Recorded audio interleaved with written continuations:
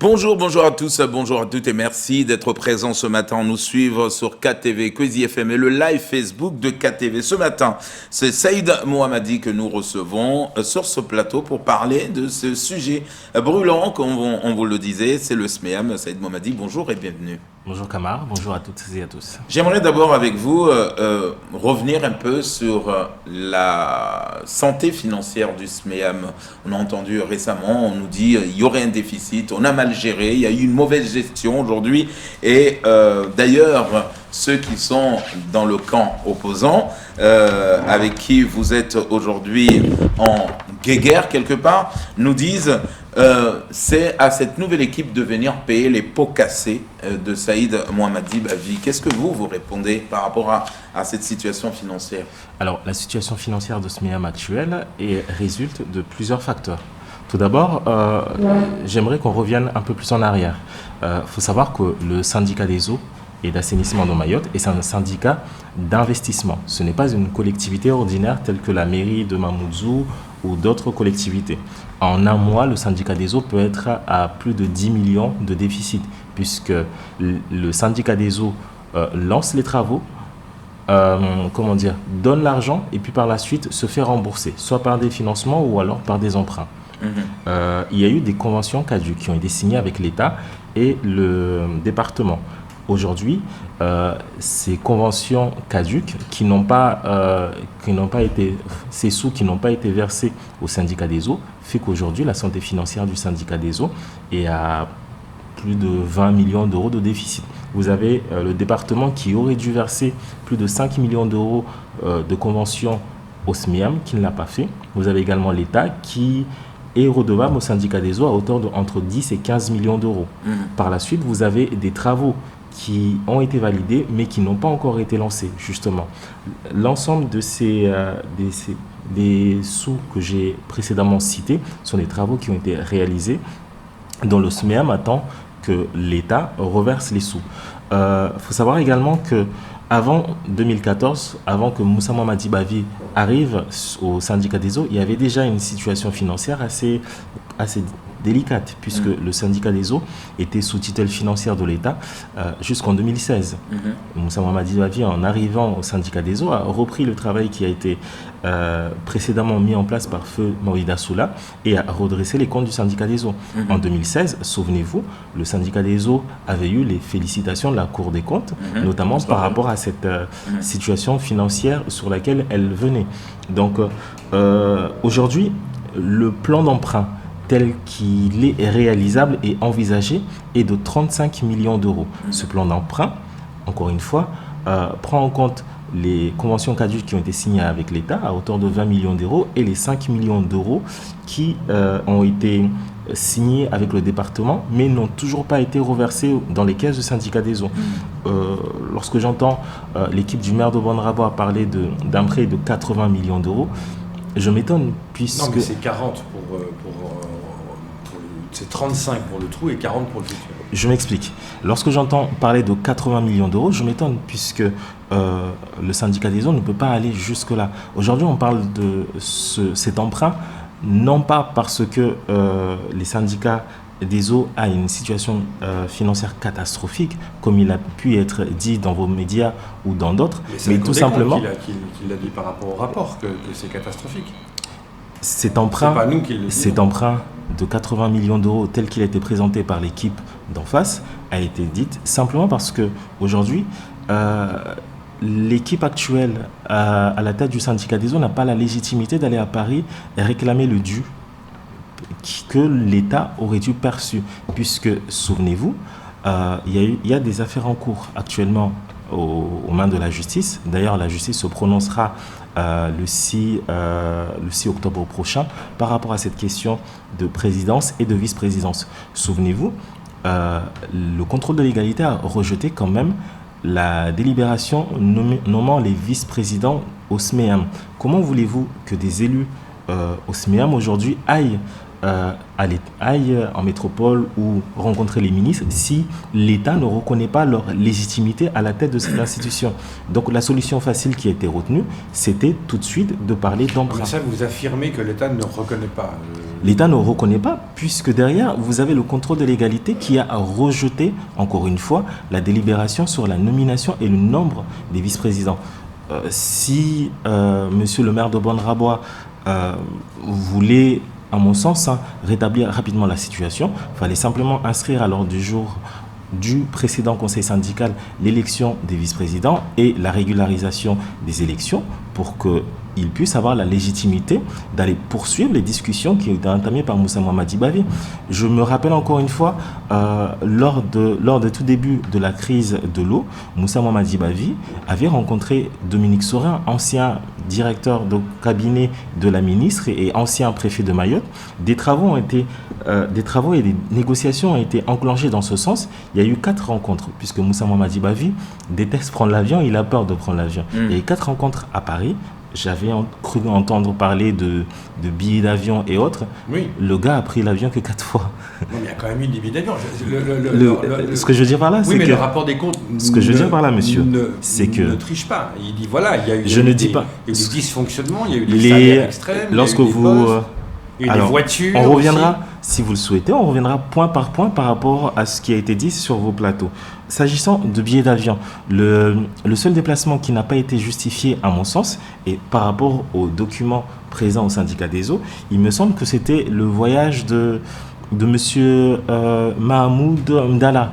Oui, mais c'est pas par les billets d'avion et des ancien voitures vice-président, qu'on fait un trou de 35 millions. ancien vice-président du SMIAM et actuel directeur de cabinet de monsieur maire de Bonne-Rabois à la tête du SMIAM. S'agissant des salaires, aujourd'hui, lorsque vous regardez la grille de rémunération du SMIAM, elle est la même que l'ensemble des autres collectivités d'investissement d'outre-mer.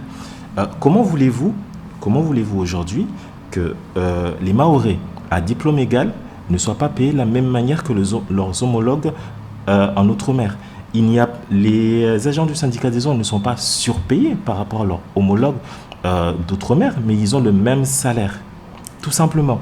À moins que les Mahorais doivent être payés moins que leurs homologues ce qui a beaucoup d'outre-mer. étonné le monde et les Mahorais et beaucoup de monde, c'est de dire, voilà, le président Bavi, vous l'avez dit très justement, avait présenté des comptes excédentaires en 2016 ou 2017, voilà, tout va bien, et 2020, 3 ans après, attends, laissez-moi finir, 3 ans après, il y a 38 millions de trous.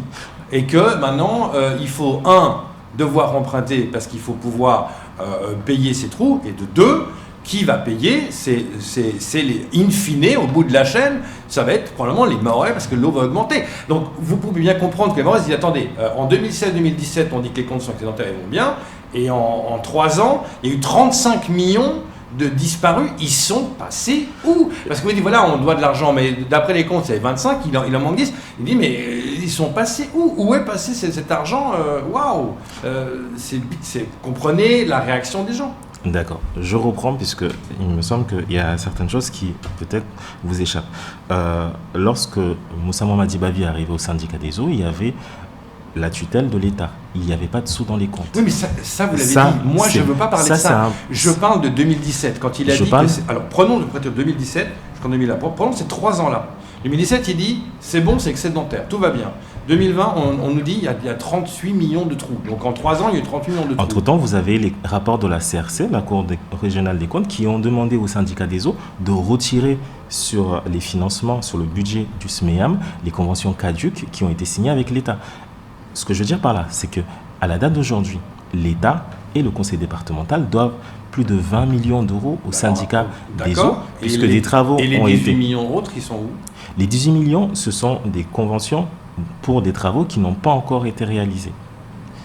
Pour que le syndicat des eaux puisse enclencher ou lancer des travaux, elle doit d'abord présenter ses comptes, assurer à l'État et aux prestataires que les comptes sont clairs, les comptes sont là, pour que les travaux puissent être lancés. Ces travaux-là, de 18 millions d'euros dont vous parlez, ils n'ont pas encore été lancés. Justement, parce que derrière, des négociations... Non, l'argent n'a pas été dépensé. Alors, ils sont où? L'argent n'a pas encore été dépensé. Oui, mais alors, il est où l'argent? Ce sont des conventions qui ont été signées avec l'État, dont l'État devait reverser ses financements au compte du syndicat des eaux. Et à la date d'aujourd'hui, l'État n'a pas encore reversé ses financements. Lorsque l'État reversera ses financements, à ce moment-là, les comptes du syndicat des eaux reviendront vers. Donc vous êtes en train de dire que si le trou est là, c'est la faute de l'État. C'est la faute de l'État et du conseil départemental. C'est les délais de reversement. C'est les délais de reversement qui ont été longs, qui ont été plus longs. Encore une fois, il y a eu des conventions qui ont été signées avec l'État, des conventions de financement qui ont été signées avec l'État et des conventions de financement qui ont été signées avec le département. L'État devait reverser ces financements au syndicat des eaux pour que soit les travaux puissent être lancés ou soit que les travaux qui ont été déjà réalisés puissent être remboursés. Pourquoi l'État n'a pas payé ? À ce moment-là, poser la question à l'État. Des négociations, encore une fois, étaient en cours. Des négociations étaient en cours avec les services de l'État depuis 2016, notamment pour régler cette question de convention caduque. Monsieur Moussa Mamadi Bavi est allé 4 fois à Paris pour rencontrer Dominique Sorin et les services de l'État, justement pour négocier et justement trouver des solutions par rapport à ces conventions de reversement de financement qui n'ont pas, à la date d'aujourd'hui, été remboursées par l'État. Ce qui fait que, à la date d'aujourd'hui, en 2020, le syndicat des eaux, pour pouvoir faire face à ces dépenses et pour pouvoir faire face aux investissements prochains qui ont été fléchés et mandatés, est obligé d'aller faire un prêt, contracter un prêt à hauteur de 35 millions d'euros. Lorsqu'on parle de voitures ou de téléphone portable ou autre, ce sont des dépenses de fonctionnement. À la date d'aujourd'hui... Il paraît qu'il y a trop de voitures par rapport au fonctionnement, justement. Il n'y a pas trop de voitures. C'est la Cour des comptes qui le dit, c'est pas moi. Au dernier conseil syndical, sur les véhicules qui ont été mis en vente ou les véhicules qui allaient être restitués, on parle de 3 véhicules. On ne parle pas de 10, 15 véhicules. Alors vous dites qu'il y a si je comprends bien, vous dites que les véhicules c'est normal, le téléphone c'est normal, et la nouvelle direction, je pense sur la base. Il y avait une présidente qui disait il y a trop de téléphones, il y a trop de voitures, donc, et puis les 35 millions c'est la faute à Bavi. Excusez-moi, mais il y a 2 discours totalement différents. Il y a 2 discours totalement différents, c'est pour ça que j'invite les Mahorais et l'ensemble des auditeurs qui nous écoutent à tout simplement consulter les comptes du syndicat des eaux et à tout simplement consulter les rapports qui sont, je vous le rappelle, public au syndicat des eaux, tout simplement. Donc il y a de la transparence par rapport à ces comptes-là. Aujourd'hui, si l'État reverse ce qu'il doit, en tout cas reverser au syndicat, et en même temps le conseil départemental reverse, c'est-à-dire que quelque part, même si on n'est pas à un chiffre zéro, c'est-à-dire au moins proche du positif, mais quand même les comptes vont se comporter bien. Exactement. Puisque, encore une fois, on parle d'un syndicat d'investissement. On ne parle pas d'une collectivité ordinaire. On ne parle pas de la mairie de Mamoudzou ou de la mairie de Dembéni. Le syndicat des eaux a pour mission d'investir sur l'eau et l'assainissement. Après, il y a eu un amalgame qui a été fait entre budget et budget total ou global ou le budget de fonctionnement. Si je m'étonne encore une fois que des élus puissent tenir ce genre de discours, si aujourd'hui le syndicat des eaux n'était pas en capacité de payer ses salaires, vous doutez bien que les agents du syndicat des eaux, ça fait des mois et des années qu'ils seraient déjà en train de faire grève à Mayotte. Alors, Saïd Mamadi, on aimerait comprendre parce que là vous nous dites donc la justice en tout cas va trancher le 6 octobre prochain. Qu'est-ce que on doit s'attendre? À quoi on doit s'attendre? Parce que l'équipe actuelle se trouve et s'annonce et sont fiers parce qu'ils trouvent qu'ils sont légitimes d'avoir leur bureau aujourd'hui. On a entendu ici et là qu'ils n'ont plus de majorité. Vous attendez quoi de la justice et qu'est-ce qu'on doit s'attendre, nous, en tout cas contribuables? De la justice, j'attends simplement à ce que la justice puisse prendre des décisions comme ça a été pris dans les cas similaires en métropole ou dans d'autres collectivités d'outre-mer. À savoir que la décision du tribunal annule la mascarade qui est en train de se passer au syndicat des eaux. Vous parlez d'une mascarade, c'est des gens qui sont factuels en disant voilà, on a un rapport des comptes qui démontre le train de vie fastueux, exorbitant qui s'est passé avant, on a un rapport qui nous montre qu'il y a 38 millions d'euros de dettes, de trous, on vous informe qu'on ne sait pas si on va payer les salaires parce qu'on n'a plus assez d'argent. Excusez-moi, c'est pas de la mascarade, c'est du factuel. Je peux répondre? Ouais. Ce que je veux dire par là, lorsque je parle de mascarade, je parle de l'élection du président du syndicat des eaux actuel et également du bureau. Il faut savoir que la préfecture, le conseil, le contrôle de légalité a rejeté la délibération sur le nombre de vice-présidents et la délibération sur les nominations de vice-présidents. Ces personnes ne sont pas légitimes. Ils ne sont tellement pas légitimes qu'ils n'ont même pas la légitimité d'aller à Paris défendre les dossiers de Mayotte. Aujourd'hui, ils demandent simplement à aller emprunter plus de 80. Ils disent qu'ils vont emprunter. Ils peuvent juste réduire le nombre de vice-présidents pour retrouver le quota normal. À ce moment-là, il aurait fallu que l'équipe actuelle au syndicat des eaux puisse l'inscrire au précédent comité syndical ou l'inscrire au prochain conseil syndical, ce qu'ils ne font toujours pas parce qu'ils ne sont pas majoritaires. Je me rappelle qu'il y a 2 semaines, un conseil syndical justement a dû être annulé parce que l'équipe du maire de Bandrabois n'était pas majoritaire et ils avaient peur à ce que ça envoie un signal négatif vis-à-vis de l'État. Puisque je rappelle encore une fois que le maire de Bandrabois et son équipe crient à qui veut l'entendre, qui sont soutenus par la préfecture, qui sont soutenus par les services de l'État pour justement continuer encore une fois cette mascarade au syndicat des eaux. Le souci maintenant, c'est que beaucoup de Mahorais disent in fine, c'est nous qui avons casqué. À un moment donné, je pense que aussi, il faudrait que nous, élus de Mayotte, puissions prendre nos responsabilités. Comment expliquez-vous que c'est le préfet de Mayotte qui communique sur la gestion de l'eau, sur les tours d'eau et tout ce qui va avec? Parce que justement, les personnes qui se disent vice-président ou président au syndicat des eaux n'ont pas cette légitimité pour aller devant les Mahorais et communiquer sur cette question de tours d'eau. Vous avez les Mahorais qui disent aujourd'hui que les factures d'eau ont augmenté, les factures d'eau explosent. Je rappelle encore une fois que le délégué de SADA qui se dit premier vice-président au syndicat des eaux n'est ni plus ni moins que l'avocat de Vinci. Alors, tout simplement. Ça, c'est... Ouais, donc on attend en tout cas cette décision de justice. Aujourd'hui, est-ce que vous êtes confiant? Est-ce que vous pensez que la justice va annuler en tout cas et ces élections vont reprendre? On est confiant quant à la décision de la justice. On est confiant par rapport à cette question d'annulation, puisque ça va être annulé et ça doit être annulé. Non, ça va, vous ne savez pas si ça va être annulé, attention. Vous espérez, mais ça ne va pas être annulé comme ça. Alors, je reformule mes propos. Je suis persuadé que l'élection qui a eu lieu le 30 juillet dernier va être annulée par le tribunal administratif qui se réunira le 6 octobre prochain pour délibérer.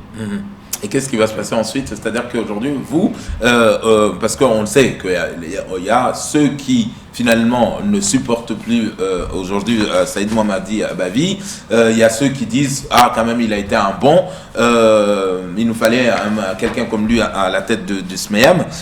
Ça veut dire que vous retournez dans ces élections, vous voulez encore retrouver en tout cas la gestion de... On fera, du moins par rapport au projet qu'on a mené jusqu'à présent et par rapport aux travaux qui doivent être mis en place, nous retournerons pour briguer la mandature de la présidence actuelle au syndicat des eaux, puisque nous sommes majoritaires. Je rappelle simplement que lors de la mandature de Moussa Mohamadi Bavi, nous avons eu la baisse de l'eau sur Mayotte, nous avons eu la mise en place des tickets eau distribués par l'ensemble des CCAS de Mayotte, nous avons eu également la baisse du prix des compteurs. Pendant 6 ans, le prix de l'eau n'a pas augmenté. Par rapport aux projets qui viendront, nous avons encore une fois la réhabilitation du réseau d'eau qui a été lancé. Des chantiers ont été menés. Ils sont actuellement en cours. On a participé au précédent conseil syndical justement pour valider l'ensemble des projets de réhabilitation. Pour vous montrer derrière moi la retenue collinaire de Kombani. Pour ce qui est de cette retenue collinaire, il faut savoir que les travaux qui ont été menés justement pour rehausser de 86 cm la retenue collinaire de Kombani a permis, encore une fois, à ce que l'année dernière, on n'ait pas cette pénurie d'eau. Les services de l'État et d'autres partenaires nous demandaient justement de vider la retenue collinaire de Kombani afin de pouvoir la rehausser d'1 mètre, finaliser les travaux. Moussa Mohamadi Bavi a refusé, compte tenu des risques de pénurie d'eau qui se présentaient l'année dernière.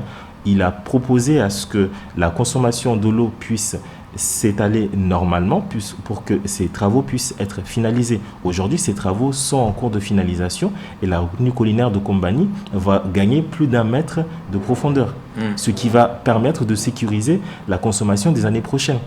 Pour ce qui est des projets à venir, nous allons en tout cas travailler dans le sens où il faudra dans cette mandature, construire une nouvelle usine de dessalement. Il faudra communiquer, informer les Mahorais régulièrement par rapport à ce qui se passe sur cette question de syndicat des eaux. Réduire également les fuites d'eau qui se passent sur les réseaux, qui est, je le rappelle, usé. Il faudra également travailler avec l'ensemble des partenaires, à la fois les associatifs, les institutionnels, mais également les partenaires financiers pour résoudre et trouver une solution pérenne face à cette crise de l'eau. Je rappelle encore une fois que le nombre d'abonnés augmente sensiblement tous les ans, le nombre de consommateurs sur le territoire augmente tous les ans, et derrière, nous devons faire face à la fois à cette demande, mais également à ces pénuries qui, je l'espère, ne se produiront plus jamais à Mayotte.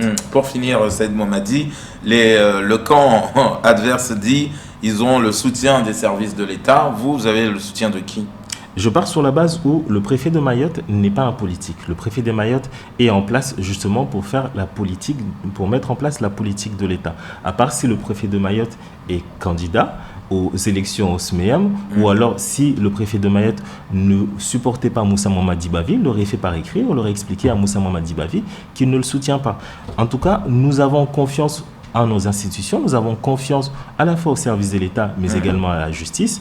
Et on reste encore une fois persuadé que cette élection sera annulée le 6 octobre prochain. Quoi qu'il en soit, nous sommes majoritaires. Nous attendons simplement à ce que le tribunal puisse annuler cette élection afin que nous puissions revenir rapidement et terminer les chantiers que nous avions initiés la mandature précédente et les chantiers qui sont urgents pour Mayotte. Et comment être crédible quand vous dites on aimerait revenir alors que tout le monde dit qu'il y a 38 millions de pertes ?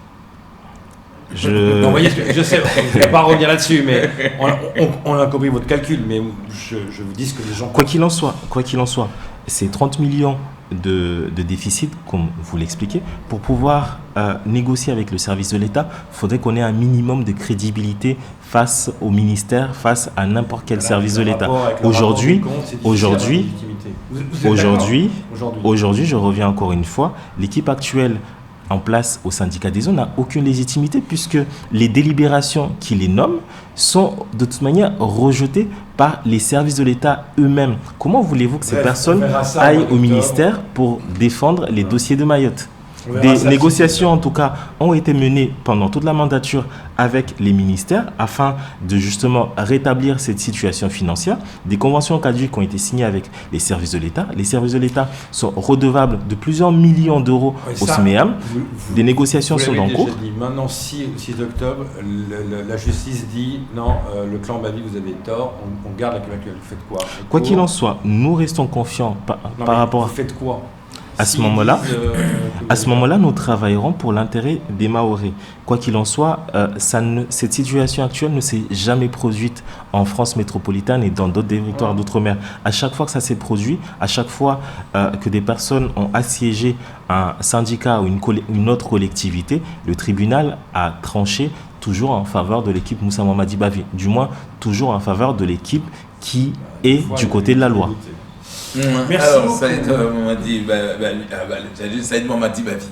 Voilà. Donc, en tout cas, merci beaucoup, Saïd Mamadi, d'être venu nous éclairer. On va suivre cette décision de justice du tribunal administratif le 6 octobre prochain. On verra en tout cas qui finalement repartira gagnant de cette petite guéguerre. En attendant, les gens nous envoient des messages. En attendant, nous subissons les coupures d'eau. Merci beaucoup. Oui, rapidement. Pour ce qui est de coupures d'eau, je pense qu'à un moment donné, il aurait fallu que l'équipe actuelle en place puisse dire à la SC Mayotte d'arrêter de faire n'importe quoi avec l'eau des Mahorais. Mais bon, étant donné... Là, vous parlez des rampes d'eau.